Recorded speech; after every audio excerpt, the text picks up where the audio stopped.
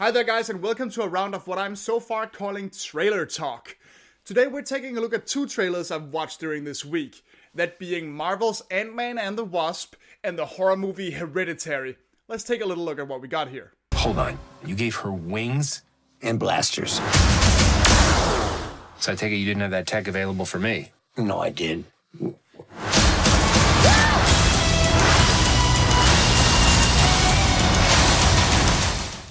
So everybody is raving over Black Panther recently. I don't know if I'll get to see it anywhere close to release date here in Denmark, because I don't exactly have a lot of movie funds.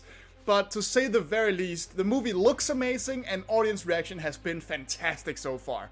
So it was kind of a surprise when Marvel then released a trailer for the next movie in line, Ant-Man and the Wasp. Now I'm actually among the people that really liked the first Ant-Man movie. I'll be the first to admit it's not exactly the greatest movie in the Marvel lineup, or for that matter, one on a particularly big scale, which is hilarious considering the premise.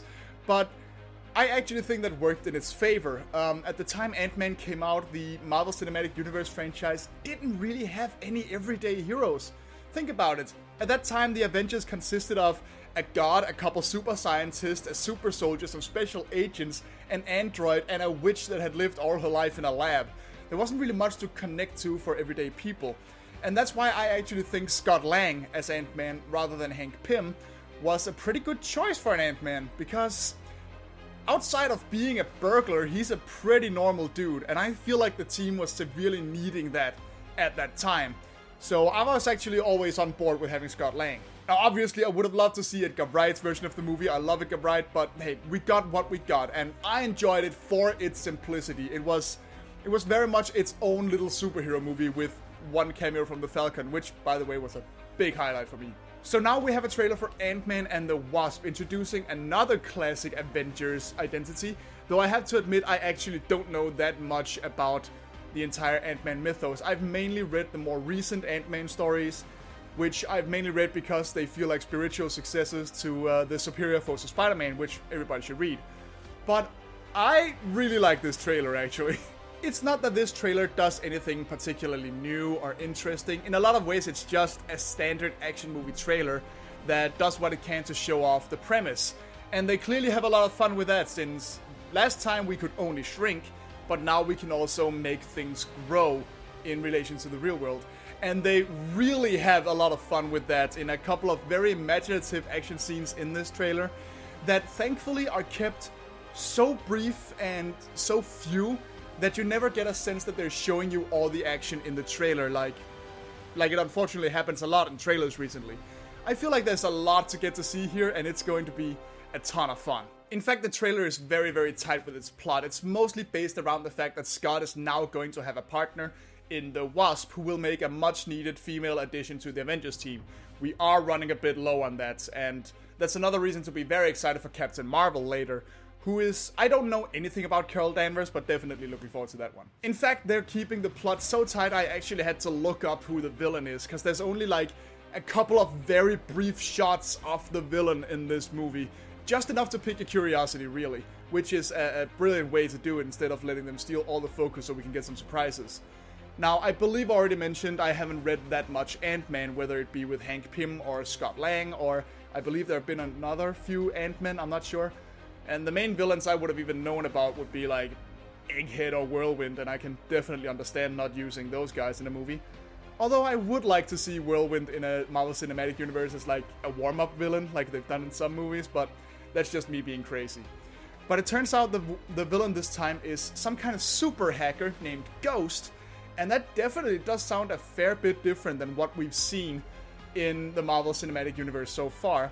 But it does fit with Scott's characteristics as a burglar, some kind of information thief. So I'm definitely excited, definitely interested. Once I get over the fact that I was writing about my own superhero called Ghost that has a somewhat similar outfit, so I'm gonna have to rework that, I think. So yeah, there's actually not an awful lot to say about this one. It just looks kick-ass. I like the first movie, and I can't wait to see what they do with Wasp and the Ghost. So, looking forward to this one. I think it's gotta be fun. I just don't want to put any more stress on my family.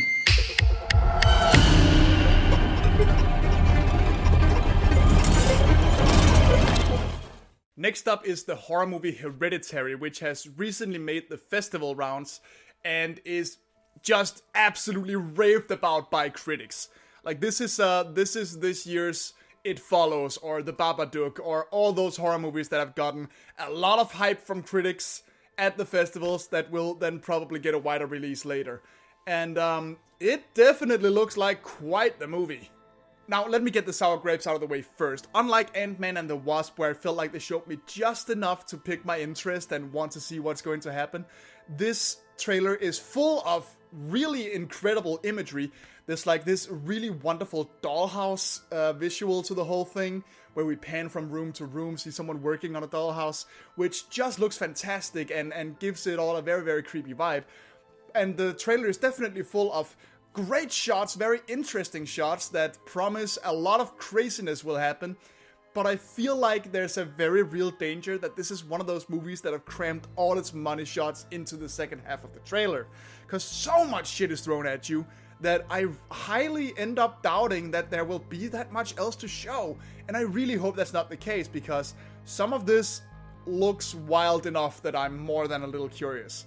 I just really hope there's more to it than that. Now, I know very little about this movie. I've only gone by the trailer. I haven't read anything about it.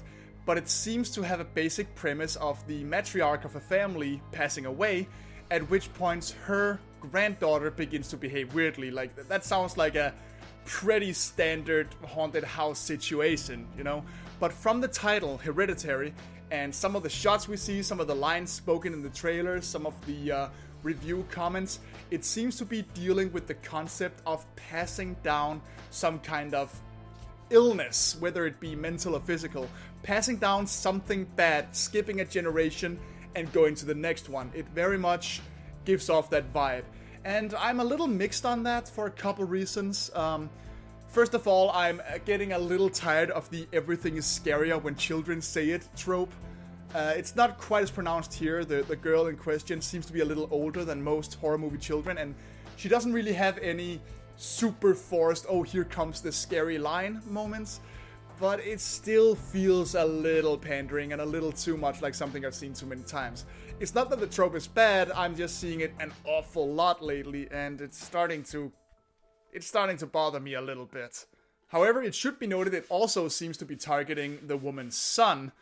So it's not just one kid, but it's both kids reacting in seemingly very different ways to whatever the hell is going on here. So there is definitely something interesting to that. And the son has one of the crazier shots. It's not one of the shots that has the most crazy thing happen, but it's such a wild thing and so suddenly that it definitely like perked me up for a second. Like, what? I have to see what that's about. So yeah, it definitely seems like we're skipping a step and having whatever curse or illness we're talking about passed down to the kids. Which is a taboo subject, but could be very, very interesting if done well. And that is honestly my main worry about this, whether or not it's done well. There's been a lot more focus on this in recent years, but equating mental illness with horror movies is starting to become a bit of a touchy subject. Mental illness is a lot more complicated than just, oh, it makes you violent and scary. It can mean a lot of different things. It can do a lot of different things to different people. It can be completely harmless. It can be harmful only for the one suffering from it. And in very, very rare cases, we do get things like violence. It's not entirely clear yet whether or not this movie is going to be supernatural in nature, in which case I'll probably be a little more on board with it than if it just says, oh, grandma was crazy, so now the children are crazy too. It has to be handled delicately if that's the case, either by making it very clear that this is a fictional account, or by actually finding some manner of illness that justifies the violence we've seen. And even if they do that, there's a very real danger of just keeping the stereotype alive that the mentally ill are violent and dangerous. So it's definitely gonna have to walk a bit of a tightrope there. I'm a little worried about it, but I'm going to assume that this is going to be highly fictionalized and based on something supernatural. Like I said, I have nothing but the trailer to go by for now. With all that said though, Hereditary looks great. It's beautifully shot from the trailer alone. I mentioned the dollhouse visual to the whole thing. We would like pan from room to room every now and then, see someone working on it. And that hooked me right from the get-go. And I'm not particularly familiar with most of these actors, but from the trailer they seem to put in a pretty damn good performance is what I'm trying to say. So I'm not put off by that in the slightest. I'm interested, I'm intrigued, but I'm a little bit wary. Especially since nowadays the hype machine for whenever a good horror movie shows up really goes crazy, considering people would rather break both arms and eat them than admit a horror movie could be good. So anytime one gets just a little hype, it just spins the hell out of control. Like, It Follows is good, I like It Follows, but I'm not sure it deserved all the hype it got. On the other hand, I was a big fan of The Babadook, so maybe I'm not one to talk.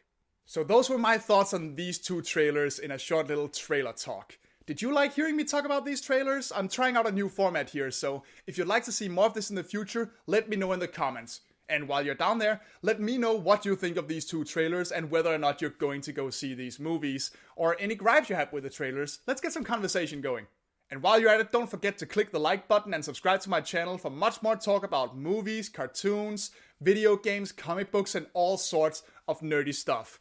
And don't forget to follow me on all my various social media, all of which have links in the description below. Thank you for watching, and see you next time!